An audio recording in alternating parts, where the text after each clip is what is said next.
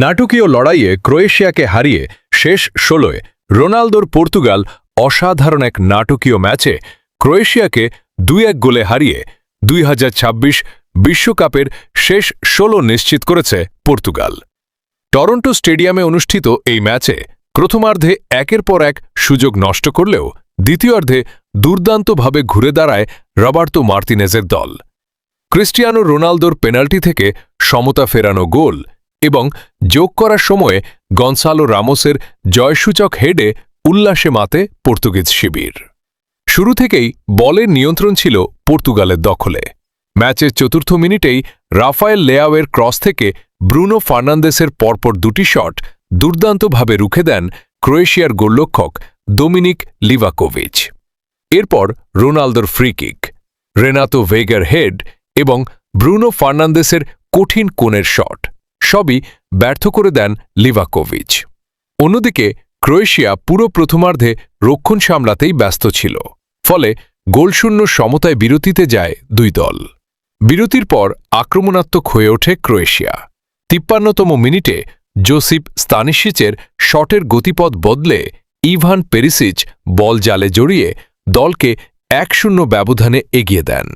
এর কিছুক্ষণ পরই আবার বল জালে পাঠায় ক্রোয়েশিয়া, তবে ভিএআরে অফসাইড ধরা পড়ায় গোলটি বাতিল হয়। অন্যদিকে ৫৮তম মিনিটে রাফায়েল লেয়াওয়ের দুর্দান্ত শট পোস্টে লেগে ফিরে এলে সমতায় ফিরতে পারেনি পর্তুগাল। ৬৪তম মিনিটে কর্নার কিকের সময় রেনাতো ভেইগাকে ফাউল করায় ভিএআরের সহায়তায় পেনাল্টি পায় পর্তুগাল।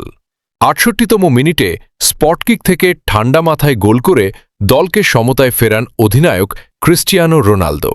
এটি ছিল বিশ্বকাপের নকআউট পর্বে তার প্রথম গোল, চলতি আসরে তৃতীয় এবং বিশ্বকাপে ব্যক্তিগত ১১তম গোল। সমতার পর ম্যাচের অন্যতম নায়ক হয়ে ওঠেন গোলরক্ষক দিয়েগো কস্তা। ৭৫তম মিনিটে মাতেও কোভাচিচের শক্তিশালী শট আঙুলের ডগায় ছুঁয়ে পোস্টে লাগিয়ে দেন তিনি। ফিরতি শটও অসাধারণ দক্ষতায় প্রতিহত করেন। এরপর একা গোলরক্ষকের সামনে চলে যাওয়া ইগর মাতানোভিচের নিশ্চিত গোলও রুখে দেন কস্তা। ৮০তম মিনিটে পেতার সুচিচ বল জালে পাঠালেও অফসাইডের কারণে সেটিও বাতিল হয়। ম্যাচ যখন অতিরিক্ত সময়ের দিকে গড়াচ্ছে তখনই আসে নাটকীয় মুহূর্ত। যোগ করার সময়ের চতুর্থ মিনিটে রাফায়েল লেয়াওয়ের নিখুঁত চিপ করা ক্রসে দুই ডিফেন্ডারের মাঝখান থেকে উঁচুতে লাফিয়ে দারুণ এক গ্ল্যান্সিং হেড করেন বদ্যি খেলোয়াড় গনসালো রামোস।